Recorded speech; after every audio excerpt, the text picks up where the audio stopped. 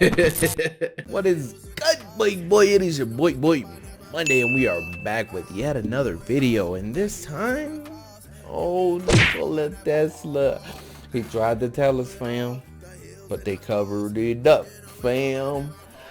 They covered it up, fam. What'd you think it was? I don't even know what it is. I mean, I know Nikola Tesla is a fucking genius man who had a lot of inventions. Also snatched away from him as well. But why you bullying me? We're gonna get into that later.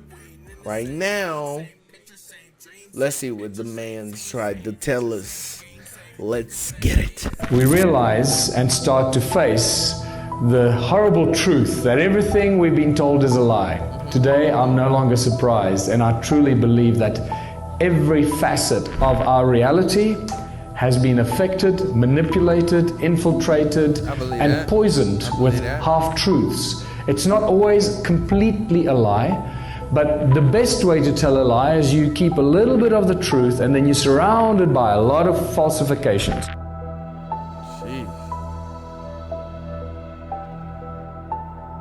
Everything in creation spins and vibrates. Everything has its own prime resonance frequency. Everything. And this is why, once we can identify a prime resonance frequency of a bacterium. Notice how you keep hearing that frequency, vibration.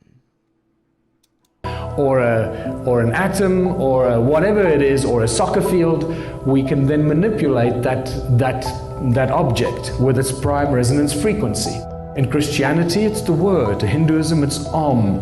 The Egyptians believed the universe was sung into creation, and the original people of Australia, not the Aboriginal, so it's the original people of Australia believed that the world was created with 3 sacred songs. And then we have the phenomenal similarities between the 6 days of creation in Christianity and the word that... Gotta get into the 6 days of creation as well. Man, that's gonna be fun. That's created everything. The 6 aspects of Om and the 6 aspects of the all-seeing eye of Horus, and you start seeing the connections between all these ancient cultures and the creation stories. Sound is the source of all creation. Sound and resonance is responsible for everything. By now you should know that sound manifests physical form, and this is the most basic example. I just cannot get enough of it. I can watch it millions of times. Sheesh, man, I don't like listening to no random Every sounds. frequency has its own specific shape. That's crazy.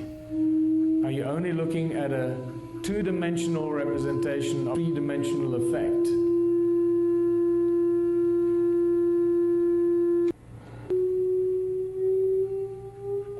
Damn. I think he actually uses rice on a metal plate here. I don't like the sound, though.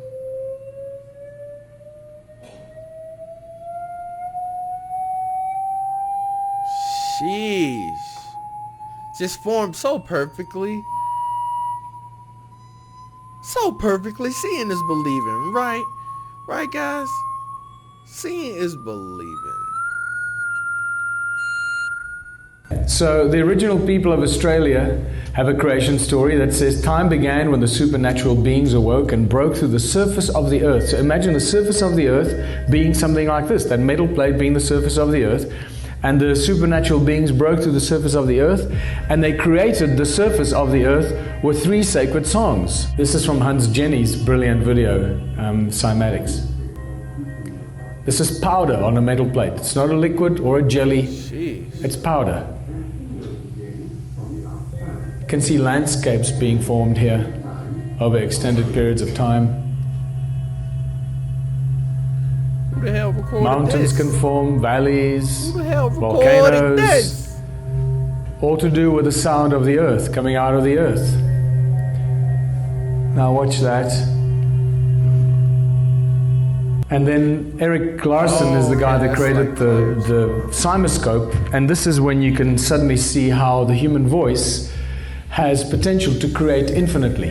That with our voice we have the potential to create everything and anything we can imagine. And that we are indeed creators. And remember, every thought you have also has a frequency and a vibration, has a resonance, just like your voice.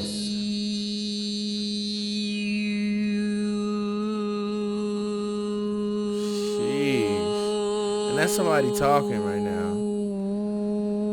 Just saying shit like the. And some of these pictures, the images of this cinescope images tell us that it was these sounds, the images of the sound, that actually inspired religious symbols. That beautiful cross in a circle at the center of some of these cymatic photographs give us a very clear indication that the creators of the religious symbols knew exactly what they were talking about, that the source of creation is sound itself.